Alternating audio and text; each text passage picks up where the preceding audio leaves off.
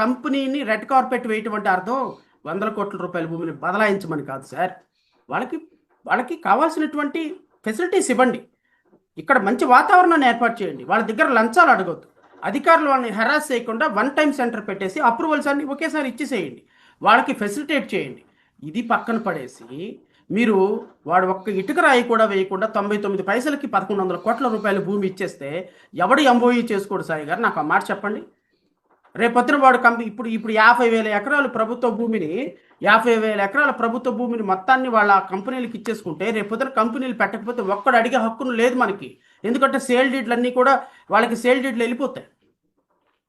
So ప్రభుత్వ హైకోర్టులు చెప్పినంత మాత్రాన హైకోర్టులు ఇదేదో అద్భుతంగా జరిగింది, మీరు డబ్బులు ఇస్తే కంపెనీలు ఇస్తే తప్పేందని హైకోర్టు చెప్పినంత మాత్రాన అది ఫైనల్ కాదు. దీని మీద సుప్రీంకోర్టు ఉంది. సుప్రీంకోర్టు పైన రాజ్యాంగ ధర్మాసనాలు ఉంటాయి. న్యాయ వ్యవస్థలో ఒక జడ్జి గారు ప్రభుత్వానికి వ్యతిరేకంగా అనుకూలంగా మాట్లాడినంత మాత్రాన మాది తప్పని కాదు, చట్టం తప్పని కాదు.